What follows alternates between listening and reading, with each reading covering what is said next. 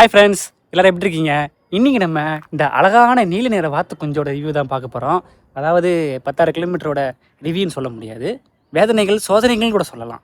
என்னென்னா, வண்டி வாங்கி 3 நாள் தான் ஆச்சுங்க. இந்த 3 நாளில் ஒரு பெரிய ப்ராப்ளம் வந்தது. என்னென்னா, வண்டியை வந்து ஆக்சிலேட்டர் பண்ணும்போது டக்கு டக்கு டக்கு டக்கு டக்குன்னு வண்டி இப்படி தான் எடுத்து போச்சு. என்னடா இது இப்படி எடுத்து வண்டி எடுத்து 3 நாள் ஆகுது, அதுக்குள்ளே என்ன இப்படி போச்சுன்னு சொல்லிட்டு கொஞ்சம் டென்ஷன் ஆகிடுச்சு எனக்கு.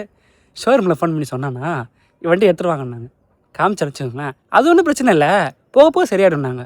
ஏங்க, வண்டி நமக்கு தான் தெரியுது இந்தமாரி சரியில்லை, வண்டி வைப்ரேஷன் ஆகி போகுது நம்மளுக்கு, அது சொன்னாலும் அவங்க சர்வீஸ்க்கு அப்புறம் பார்த்துக்கலாம். நாங்கள் சர்வீஸ் விட்டாச்சு. ஃபஸ்ட் சர்வீஸு விட்ட பிறகு என்ன பண்ணாங்க, அந்த ப்ராப்ளத்தை சால்வே பண்ணலை. நாங்கள் சொன்னேன்னு வச்சுக்கோங்களேன், அதுக்கப்புறமா பார்த்துக்கலாம், இப்போ ஃப்ரீ சர்வீஸ் முடிக்கிட்டோம், அதுக்கப்புறம் பார்த்துக்கலான்ட்டாங்க. உடனே என்னாச்சு, நம்ம என்ன பண்ணோம், நமக்கு மண்டையை பிச்சுக்கிச்சு. ஐயோ, இது ப்ராப்ளம் வேறு எதாவது ஆகிட போகுதுன்னு சொல்லிட்டு. அதாவது ஷோரூம்காரங்களால் தான் நம்ம மெக்கானிக்கே ஆகிறோம்.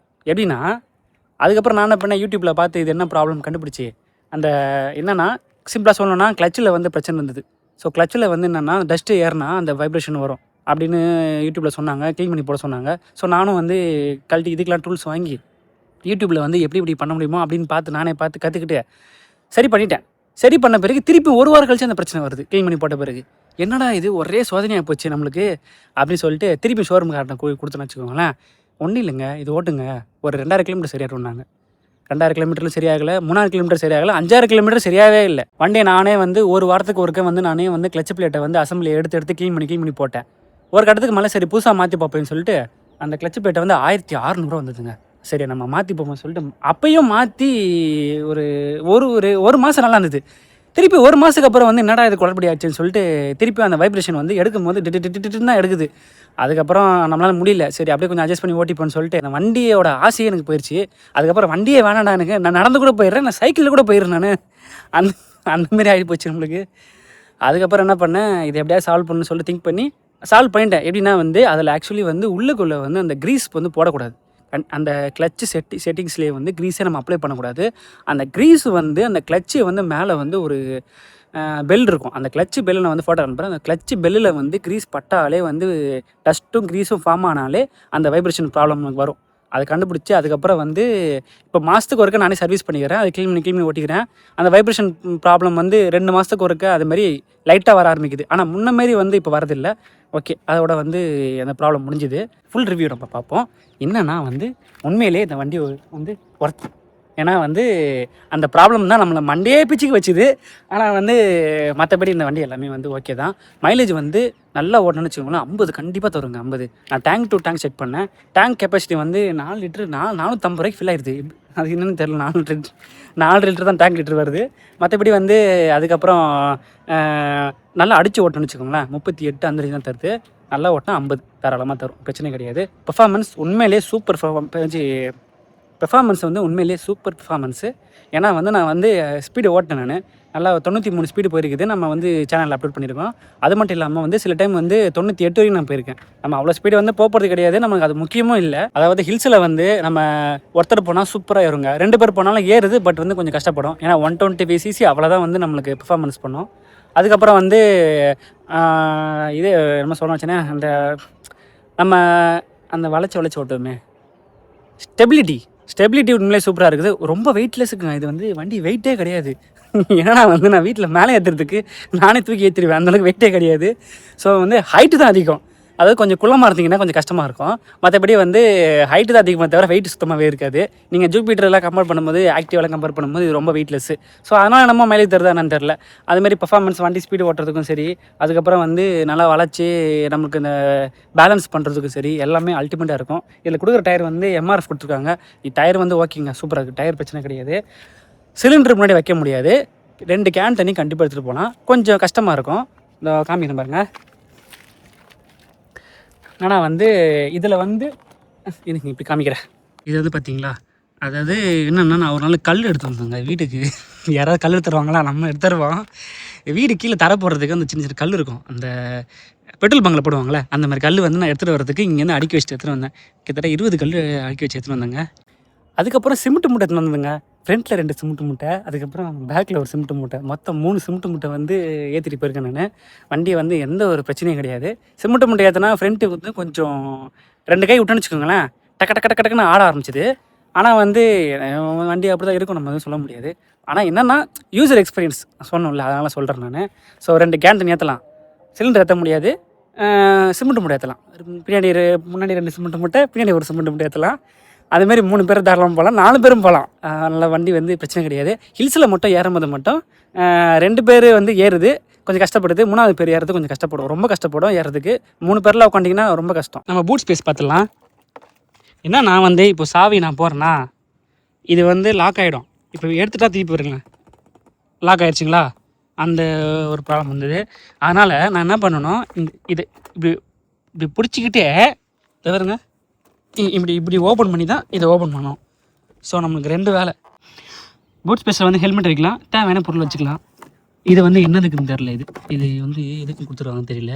அதுக்கப்புறம் இங்கே வந்து ப்ளூடூத், இது ப்ளூடூத் வந்து கனெக்ட் பண்ண வேணான்னு சொல்லிட்டு சில பேர் சொன்னாங்க. ஏன்னா வந்து ஒயரிங் வந்து சில இது எம்டி வண்டிலாம் வந்து ஒயரிங் வந்து எரிஞ்சிருது அப்படின்னாங்க. ஸோ அதனால் வந்து இது கனெக்ட் பண்ணல, இது டிஸ்கனெக்ட் பண்ணி விட்டேன், நானே டிஸ்கனெக்ட் பண்ணி விட்டுட்டேன். அப்புறம் பிரேக்ஸ் வந்து உண்மையிலே தரமான பிரேக்கு. நீங்கள் வாங்கினா கண்டிப்பாக டிஸ்க் வாங்கிடுங்க. ஏன்னா டிஸ்க்கு வந்து உண்மையிலே ஒர்த்து, அடிச்சேன்னா சட்டு நிற்குதுங்க. உண்மையிலே வந்து ஒர்த்து பிரேக்கு. நான் ஓட்டின ஸ்கூட்டி மாடலே பார்த்தீங்கன்னா இந்த பிரேக் வந்து உண்மையிலே ஒர்த்துன்னு சொல்லலாம். ஆனால் பிரேக் பேடோட ரேட்டு தான் அதிகமாக இருக்குது, 550 ரூபா சொல்கிறாங்க.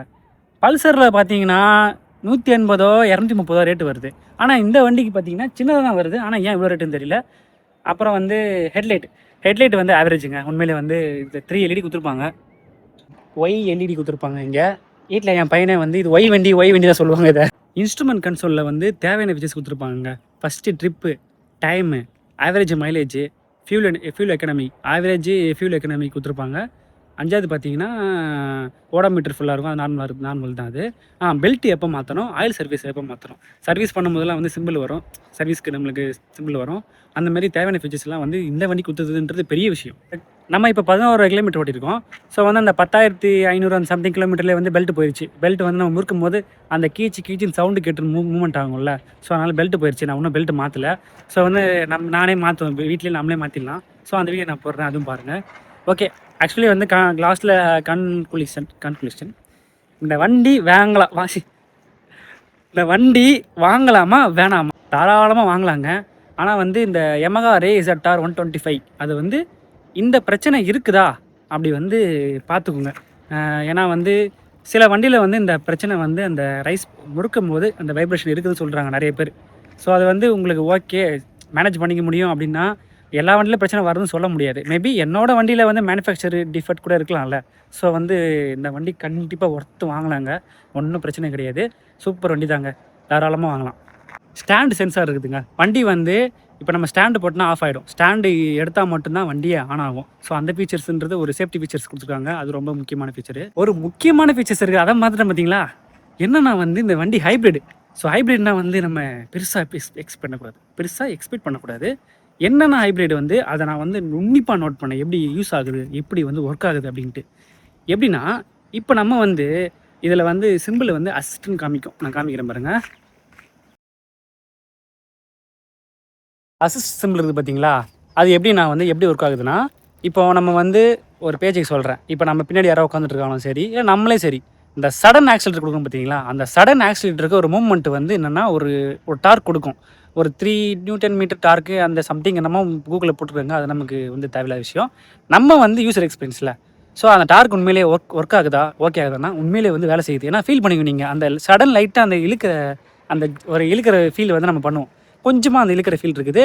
சரி, இந்த பிரிட்ஜெலாம் ஏறும்போது பார்த்தீங்கன்னு வச்சுக்கோங்களேன், நம்மளே மாரி சில டைம் ஆக்சிடென்ட் கொடுக்கும்போதெல்லாம் அது ஆட்டோமேட்டிக்காக அந்த அசிஸ்ட் ஒர்க் ஆகுது. உண்மையிலே வந்து அந்த ஃபீச்சர்ஸும் உண்மையிலே சூப்பர் ஃபீச்சர்ஸு. ஸ்டார்ட் பண்ணும்போது சைலண்ட்டாக ஸ்டார்ட் ஆகுங்க. வந்து அந்த ஸ்டார்டிங் அந்த இக்னிஷன் அந்த செல்ஃப் மோட்டர் சவுண்டே கேட்காது. அப்புறம் ஆட்டோ கட் ஆஃப் இருக்குது. ஆட்டோ கட் ஆஃப்னால் நம்ம சிக்னல் நிற்கும் போது வண்டி ஆஃப் ஆகிடும். அது வேணும்னா ஆன் பண்ணிக்கலாம், ஆஃப் பண்ணிக்கலாம், அந்த ஃபீச்சர்ஸ் இருக்குது. ஸோ ஃபீச்சர்ஸ் வந்து நிறைய கொஞ்சம் கொடுத்துருக்காங்க, தேவையான ஃபீச்சர்ஸ்லாம். ஃபேமிலி யூஸராக வந்து இந்த வண்டி வாங்கலாமான்னு கேட்டோன்னா கண்டிப்பாக அந்த வண்டி வாங்கலாம். ஸோ சில பேருக்கு வந்து டியோ பிடிக்கும், சில பேருக்கு வந்து வேறு ஏதாவது வண்டி பிடிக்கும். அந்த டிவிஎஸில் கூட இப்போ புதுசாக ஏதோ 150cc கூட நல்ல வண்டி வந்துருக்குது. ஸோ அந்த மாதிரி ஒவ்வொருத்தருக்கும் ஒவ்வொரு வண்டி பிடிக்கும். ஸோ வந்து அவங்களோட அவங்களோட ப்ரிஃபரன்ஸ். ஸோ வந்து நம்ம இந்த வண்டி வந்து அந்த ஒரு கஸ்டமர் தான் பட்டோம். மற்றபடி இந்த வண்டி வந்து ஃபேமிலி யூசேஜும் சரி, எல்லா யூசேஜுக்குமே உண்மையிலே சூப்பர் தரமான வண்டி, தாராளமாக வாங்கலாம். வந்து நான் போகிற வழியில் ஞாபகம் வந்தது, ஒரு முக்கியமான விஷயம் சொல்ல வந்துட்டேன். ஸோ வந்து இந்த கிளிப்பை நடுவில் போட்டு விட்றேன். என்னன்னா வந்து நான் வந்து ஏற்காடு போனேங்க. இந்த வண்டியை வச்சுட்டு ஏற்காடு வீட்டிலேருந்து மதுராந்தகம் நம்ம ஊர். மதுராந்தகத்துலேருந்து இப்போ போயிட்டு வரதுக்கு கிட்டத்தட்ட 600 கிலோமீட்டர் ஆச்சு.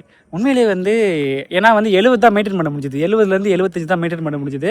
ஏன்னா வந்து 80 போனேன்னு வச்சுக்கோங்களேன், கொஞ்சம் ஏதோ ஸ்ட்ரெஸ் ஆகிற மாதிரி எனக்கு ஃபீல் ஆச்சு. ஸோ வந்து நான் அதனால் வந்து 70 அந்த ரேஞ்சு 75லேருந்து 70 ரேஞ்சு போனேன். உண்மையிலே வந்து ஒர்த்தாக இருந்தது. மலை ஏறதுக்குலாம் சூப்பராக இருந்ததுங்க. அது வந்து எந்த குறையும் சொல்ல முடியாது. எனக்கு என்னென்னா உடம்பு வலி, செம்ம வலி எனக்கு.